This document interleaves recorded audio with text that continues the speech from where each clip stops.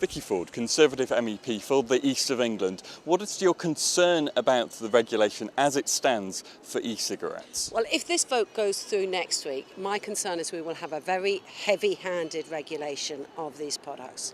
And I've received hundreds of letters from people who've been trying to give up smoking, sometimes for decades, and they have found that this has got them off tobacco.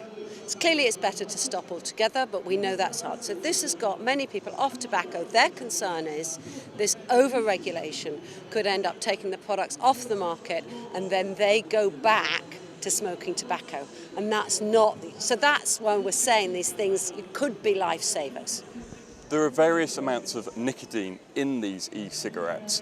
Isn't there therefore a need for some kind of regulation to look at these products and make sure that they are safe? Well, even our local manufacturers, so there's a manufacturer based in Peterborough, they're not saying don't regulate this. They're saying this sort of regulation, if it's regulated as a medical product, literally every different strength, every different flavouring, they put flavouring in because nicotine tastes horrid, every different flavouring, then even every type of colour of every holder would need to be separately licensed.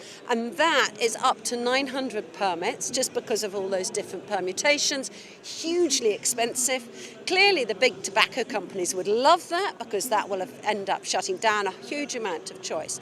The other point they make is that people who are trying to get off smoking, one of the reasons that they sometimes find patches or other things don't help is because they want to have different options of different strengths.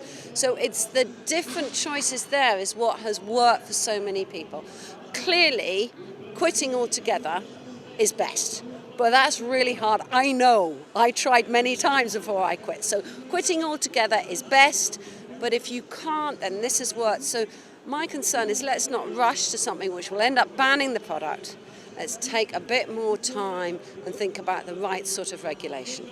You mentioned that there is an industry growing up in your own constituency in Peterborough. Yeah. What could the impact be on that industry if this goes through in its current form? Well, this company, the E-cig Wizard is the company based in Peterborough. It's a young, small company. Many of these companies are young, small. They reckon they've got about 100,000 customers. So it's grown very, very quickly. So yes, it's a bit about the jobs, but it's also about the customers who are using it. It's about customer choice.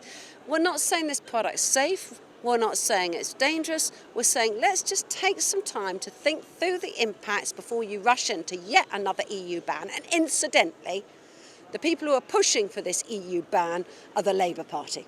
Okay, and just finally in that vote, when it comes, if it's next week or later in the autumn, we'll see when the vote actually comes. How are you going to be voting and how are you going to be pushing your colleagues to vote? Well, I'm going to be pushing my colleagues to say on the electronic cigarettes, we should not be regulating this today as a medical product. Let's think through the impacts of doing that before we jump into this.